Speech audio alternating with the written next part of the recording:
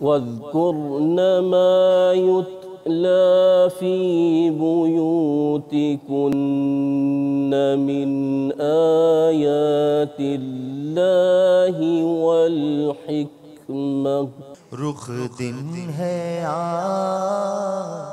مہر سما یہ بھی نہیں وہ بھی نہیں۔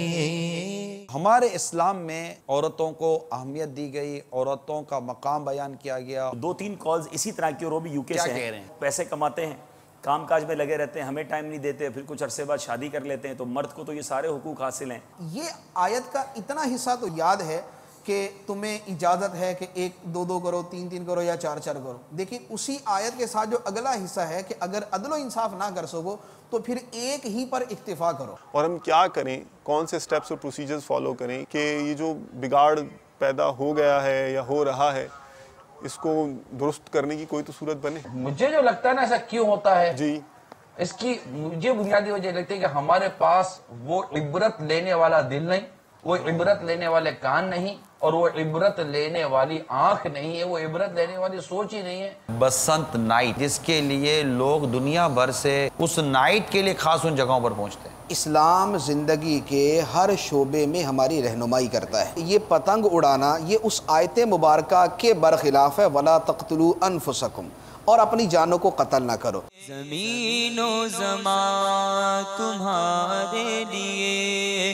مکین و مکان تمہارے لیے۔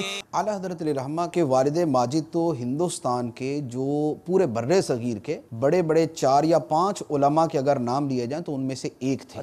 وہ شروع میں اب لکھتے لکھتے جہاں پر نبی پاک علیہ السلام کا نام آیا، اعلیٰ حضرت علیہ رحمہ کے والد گرامی نے سرکار صلی اللہ علیہ وآلہ وسلم کا نام مبارک لکھنا شروع کیا تو 400 سے زیادہ القاب لکھے۔ اللہ بعثت کو بعثت کیوں کہتے ہیں، اور عوام کو آپ اس لفظ کو کیسے سمجھائیں گے؟ لفظ بعثت کا مطلب تو بھیجنا ہے۔ نبی کریم صلی اللہ تعالیٰ علیہ وآلہ وسلم کو اللہ تعالیٰ نے بحیثیت نبی اور رسول کے بھیجا۔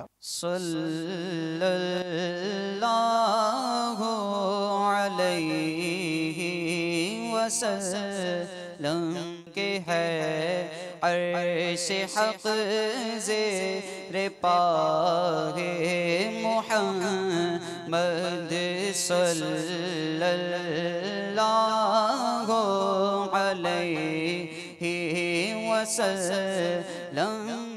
دیکھیے سلسلہ مدنی مکالمہ براہ راست بروز جمعہ مدینہ منورہ میں رات 6:15 بجے، پاکستان میں رات 8:15 بجے، مدنی چینل پر۔ صلو علی الحبیب صلی اللہ تعالی علی محمد۔ مجھے اپنی اور ساری دنیا کے لوگوں کی اصلاح کی کوشش کرنی ہے انشاءاللہ عز و جل۔